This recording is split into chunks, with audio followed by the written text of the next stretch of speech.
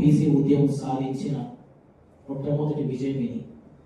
భారతదేశం జనగణనలో కులగణన కొరకు సుదీర్ఘకాలంగా జరుగుతున్న ఉద్యమంలో కేంద్ర ప్రభుత్వం చివరికి తలొక్కి ఈ భారతదేశంలో ఉన్న బీసీలను లెక్కిస్తాం మేము అన్న దాంతో బీసీ లెక్కలు మొదలైనవి.